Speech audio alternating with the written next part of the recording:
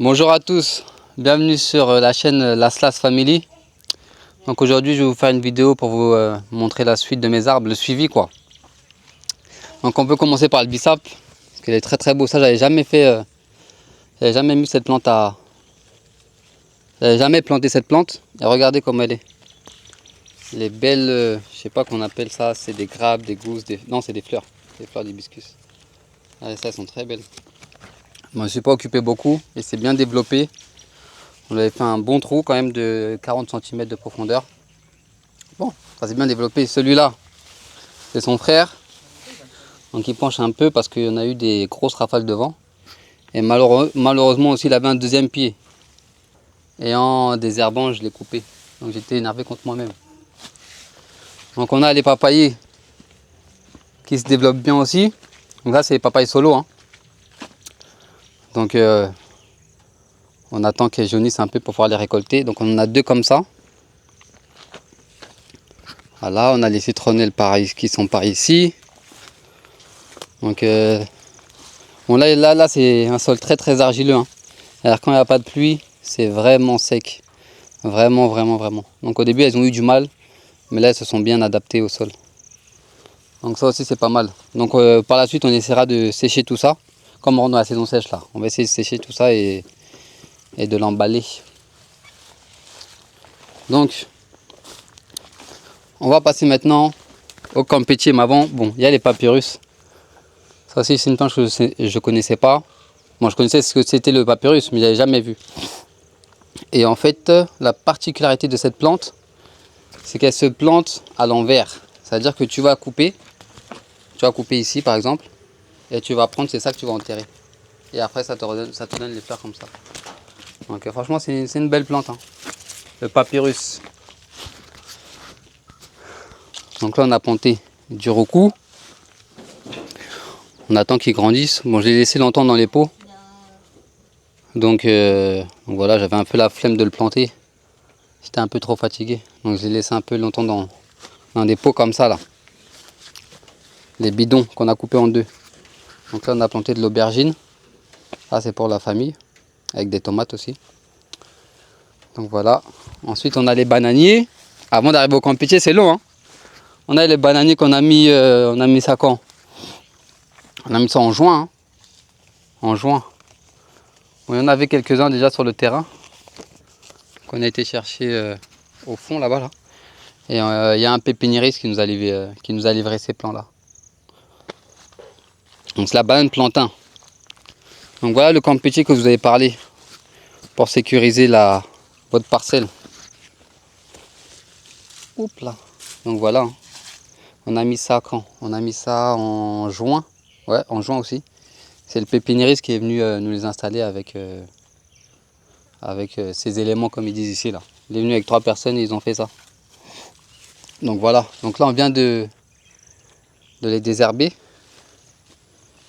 Mais malheureusement il y en a qui sont encore petits, qui sont encore frêles. Parce que comme ils étaient étouffés par les grosses herbes que vous voyez là. Vous voyez là on vient de nettoyer. Et c'était emmitouflé d'herbes comme ça là. Qui prennent tout l'espace. C'est-à-dire qu'ils ne peuvent même plus respirer, ils n'ont même plus accès à la lumière.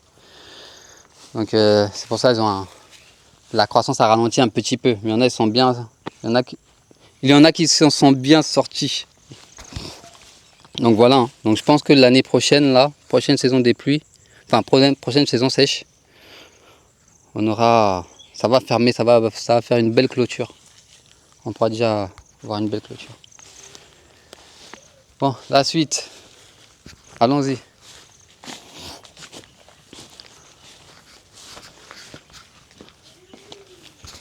Donc ici, on va dire c'est la zone de compostage pour l'instant. Hein.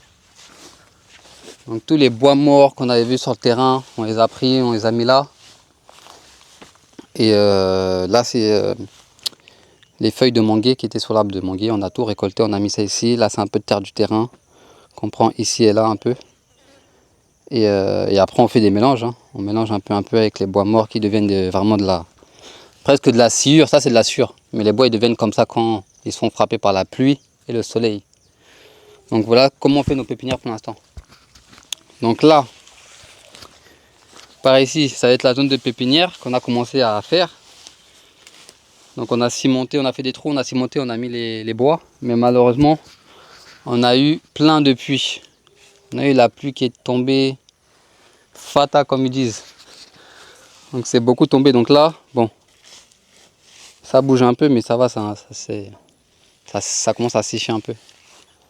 Donc on espère pouvoir faire ça d'ici peu de temps avec mon fils.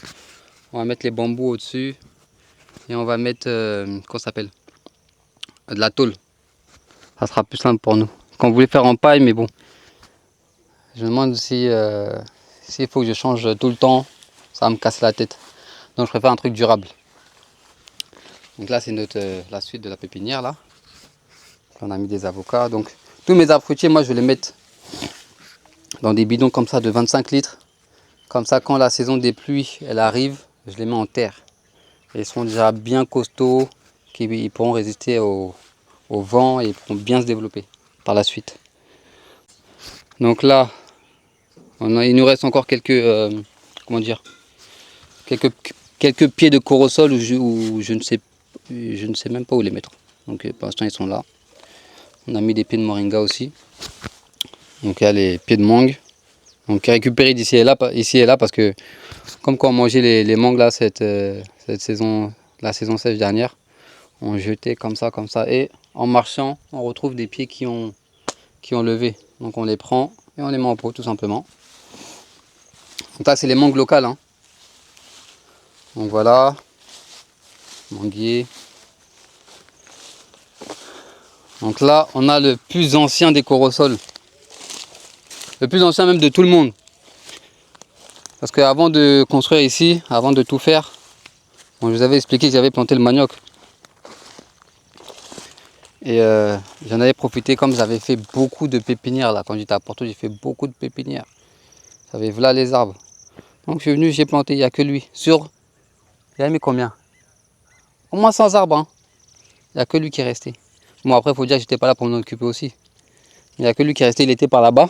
Donc je suis revenu et je l'ai mis ici. Donc voilà, il se développe peu à peu. Donc c'est bien. C'est bien. Donc on leur met de la fiente, le paillage.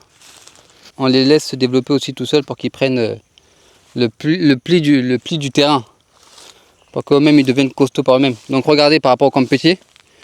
Comme je vous ai dit, à certains endroits, le campétier il est comme ça. Tout petit. Il y en a d'autres qui sont un peu comme ça, et d'autres un peu costauds, donc voilà. Donc c'est pour ça que c'est important d'en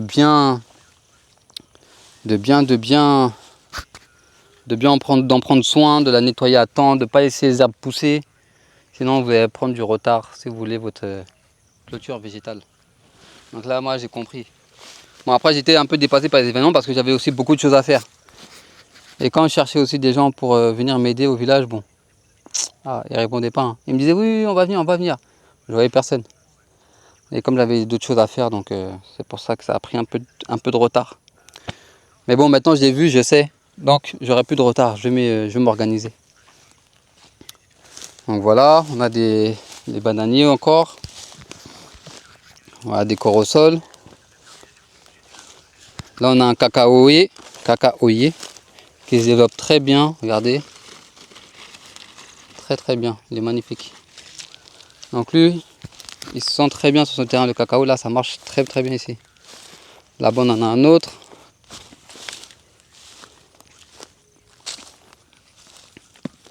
Hop là. On a mis de l'avocat. Bon, l'avocat, bon, c'est timidement qui s'en sort. Hein, parce que je crois que le terrain lui est pas favorable. Mais il se débrouille, regardez. Là, il y en a un. Petit à petit, l'oiseau fait son nid et puis il essaie de s'en sortir. Mais ils sont beaucoup attaqués par les criquets aussi. Je sais pas si vous voyez. Donc qu'est-ce que je peux vous montrer d'autre? Donc c'est un peu ça. Hein. Donc comme je vous ai dit, ici c'est plus des corosols que j'ai plantés. Avocat, cacaoyer. Là on a un fruit du dragon. Mais je crois que lui, il aime pas le sol argileux. Hein, parce que vraiment, il prend du temps pour se développer, même pour faire de son feuillage.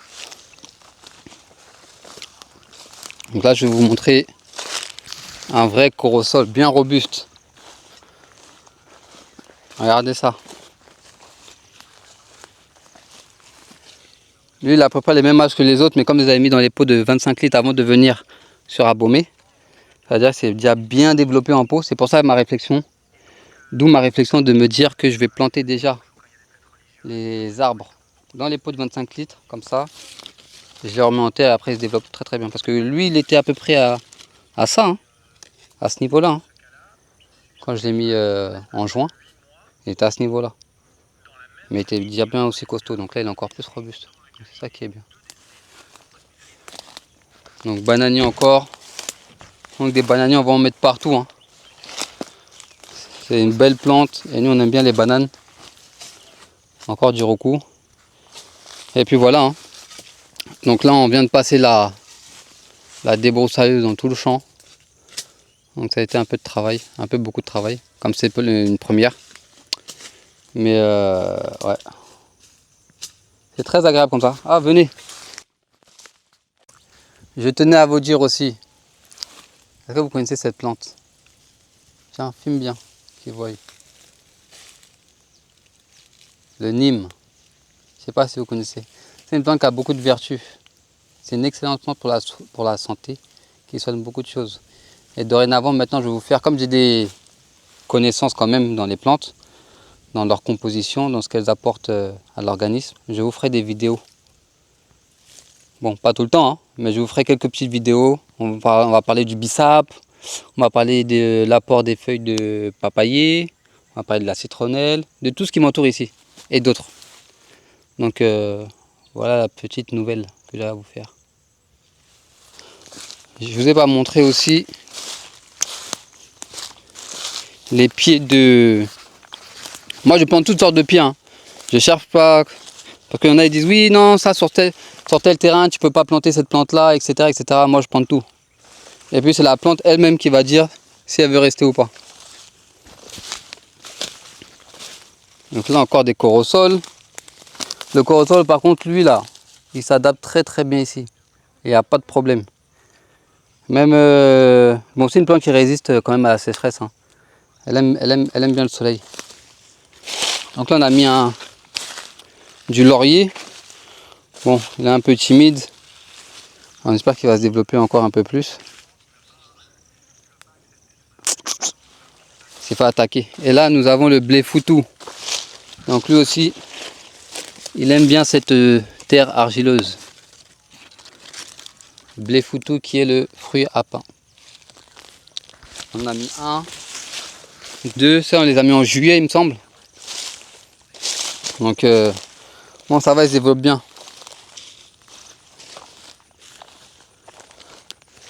Et là on a j'ai mis aussi de la coco. Des cocotiers. On va voir comment ça se déroule. Hein. Bon je savais que ça allait être vraiment compliqué pour eux. Parce que comme on a 200 mètres d'altitude. Et par rapport à l'eau ici en saison sèche c'est vraiment... Ça peut être compliqué.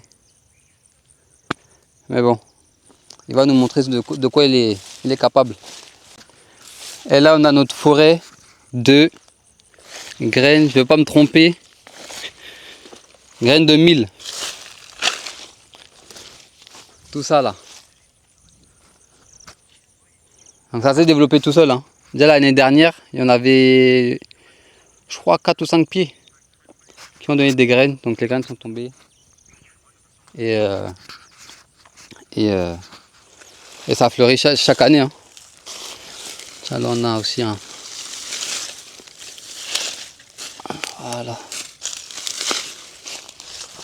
Donc ça on va quand même s'en servir parce que j'ai remarqué que ça fait une tige solide. Très très solide. Bah voilà, ça devient comme ça. Moi je connaissais pas. Hein. J'ai découvert. Et un jour j'étais parti aussi voir les peuls avec quelqu'un là, parce que je cherchais la fiente. Et j'ai vu que c'est ça qu'ils utilisent pour faire le toit de leur maison. Mais le mil, franchement c'est archi solide. Hein. Pour faire les constructions de maison, c'est très très bien. Donc on va voir quelle utilité ça peut nous apporter. Mais chaque année on en mettra un peu. Que ça peut servir même pour nourrir les animaux. Donc Donc voilà, hein. Voilà, je vous ai montré à peu près tout, la suite du champ, hein, le suivi de mes arbres fruitiers. Donc même en saison sèche, ça va encore grandir. Ça grandit vite, hein. On a mis aussi le manguier ici. Parce que là, je ne l'ai pas montré. Par contre, les manguiers, eux, ils évoluent bien parce que... bon, déjà, ce sont des mangues qui viennent d'ici, hein. Les arbres, ils sont à côté. Donc, dans leur génétique, là, ils connaissent ce sol-là. Donc, voilà. Donc, je vous dis à bientôt pour de nouvelles vidéos sur mes aventures, mes expériences. Sur ma vie au Bénin. Peace.